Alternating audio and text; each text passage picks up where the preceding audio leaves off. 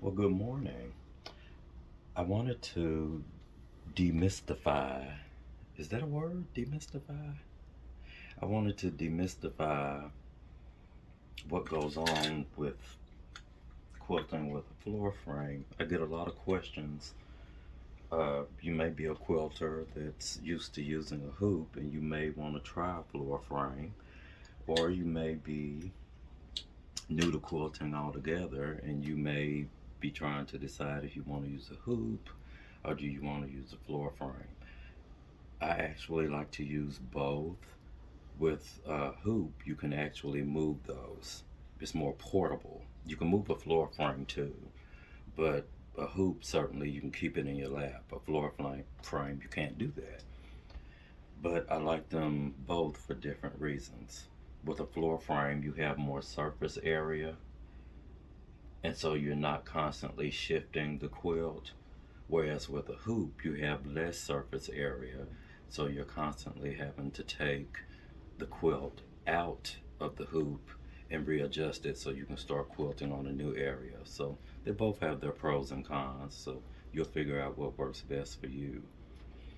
Um, the reason why I like floor frames, this one in particular is called the Ulmer Quilter. It's lightweight enough to where it can support the quilt. This is actually a full size quilt. But you can actually quilt a baby quilt on here. It'll go up to a queen size, it'll do a full size, it'll even do a king size. So you have some options. But I'm going to show you how to take it off of the frame because that's one of the milestones that I think every quilter likes to reach when they hit the wood, which is the way I like to say it. When I've quilted all the way out to the edge and I can't go any further because I'm hitting the wood, then it's time to shift the quilt in whatever direction I want to shift it in and start working in another area. Or sometimes I'll just decide I want to work on another area and I'm not through quilting in a particular area, but maybe it's giving me some problems. So I'll just take it out the frame and just move it to an area that I can work on and get that out of the way. Every stitch done is a stitch closer to being finished. So first I'll get all of my little tools off of the quilt frame. This is a light and it clips on the side of the quilt frame. I really like it because you can bend it in different directions, turn it, you can go up, down. I bought this years ago at Joann's. I don't even know if they make them anymore. So if the bulb ever goes out, I don't know. But anyway, so I'm going to cut that off, unclip it, place it to the side. Another thing that I love about this frame in particular, it doesn't take two people to actually move or shift the quilt. One person can do it.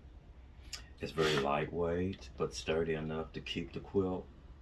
See, I can turn it by myself. I'm not a large human being, so if you can see how I'm able to move it, that shows you right there that it's not really heavy. So the first thing I do is raise the bar up in the front. This the spring rail that it's called. There's actually a groove. You can't see it right now, obviously, because the quilt is covering it. But there's a groove in here. And so I raise the arm up. Then I take the spring rails off. I lay that to the side.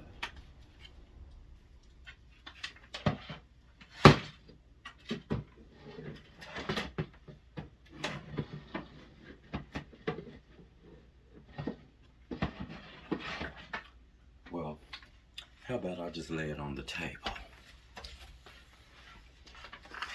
I can break the head off of a nail, so if I prop it up there and it's not steady, it's just going to fall over. So, Now, your quilt, you're going to want to have it basted before you put it on the frame. Some people like to baste with thread. Me personally, I like to save my thread for quilting. So I baste with safety pins. That's how I learned, but it's just a matter of preference. Uh, when you are shifting the quilt to move it to another direction to work on, if the pins are in the way of the bar, then you just take the pin out. Easy peasy. So today I think I want to move it. I guess it really doesn't matter because all of it's got to be quilted, but I'm going to move it down a bit. Well, and while I've got it off of there, let me show you the frame itself. So you've got two knobs on each side. And what I love about this frame, one is for the tilt. Some people like to work at an angle that's really sharp. Some people like more of a gradual angle, which that would be me. And so one knob is responsible for locking the tilt in once you get to an area that you're comfortable with, or a position rather, and the other one actually locks the leg in place. One thing that I love about these particular types of floor frames, if the frame is in the way or you just don't want to look at it, maybe you don't have a lot of space, maybe you've got to get ready for company coming over and you've got to get it out of the way, whatever the reason, you simply turn the knob to loosen the lock from where you've got the leg locked in, and then you pull the leg up. You can do that on both sides, and then you can just take the frame, you can lay it up against the wall, you can slide it under a bed if you're going on a road trip, you can collapse the legs, put it in the back of the car, you can move the frame to a different part of the house. So there's some portability there. You do have some options.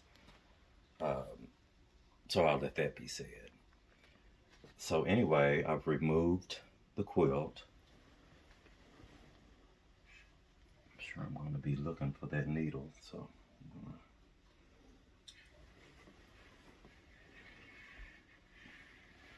look at that quilty goodness. Can you see that? Can you feel it?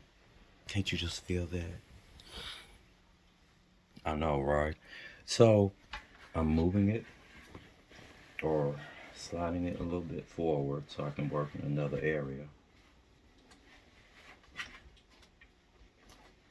And there again, if your pins get in the way, because of course there's a groove here when I put the spring rail back on, so I'll just take the safety pin out or pins and just move them. Easy peasy.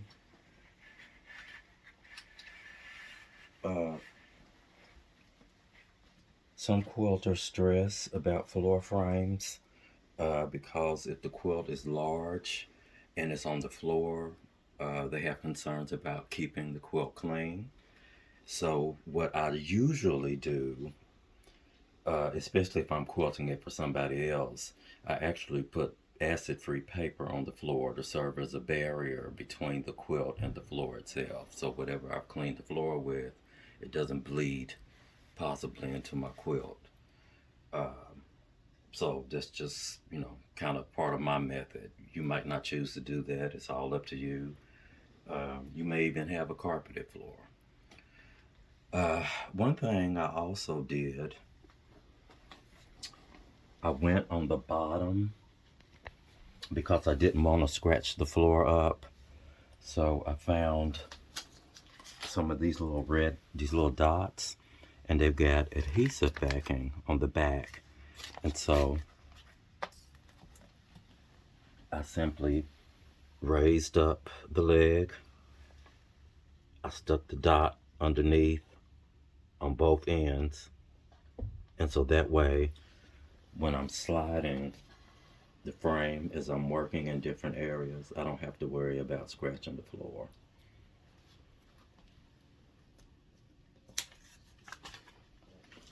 So now that we've shifted the quilt,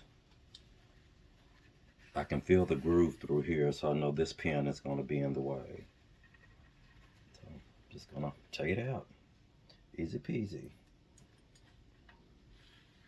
And this one is going to be in the way, so I'll just take it out.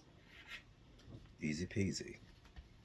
Then I'm going to take the spring rails, place it back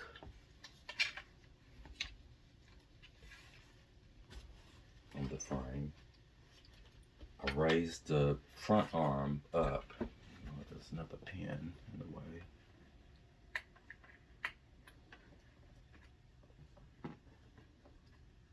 Two pins actually. Okay. So I raise up the front bar. Is that another pin in the way? It'll be okay. Raise the bar up. Push the rail into the groove.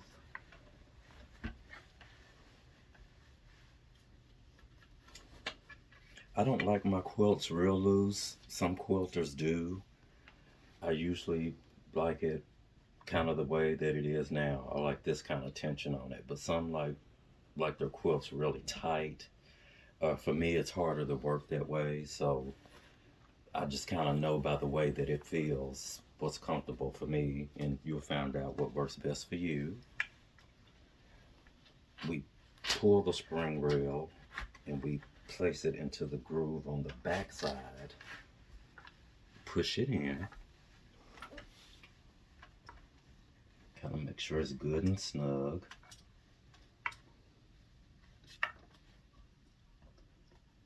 Then of course, to keep my layers together, I just put my pins back in.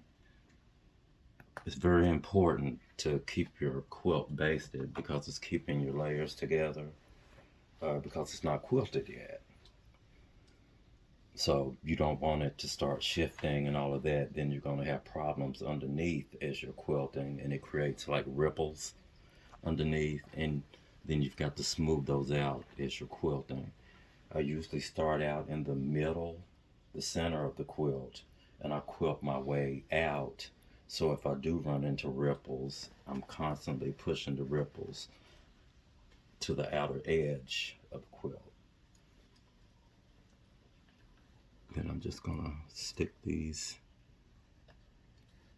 safety pins back in. Easy peasy. Not real complicated at all.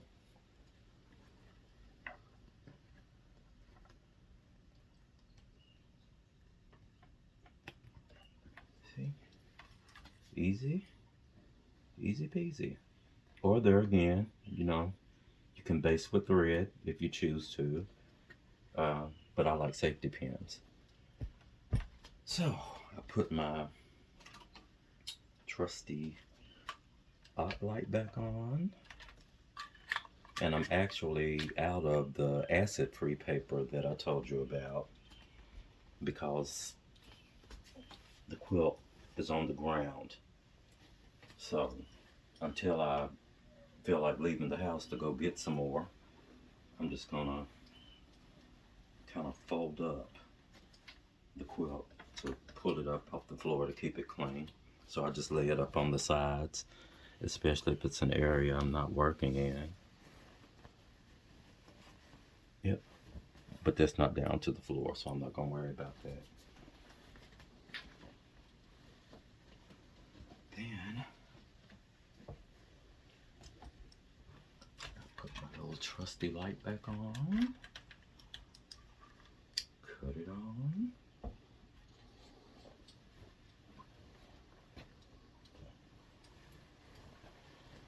I usually gather up the quilt in my lap, which keeps me warm because this room is cold. So I'm kind of cold natured as it is. So And then I'll just start quilting.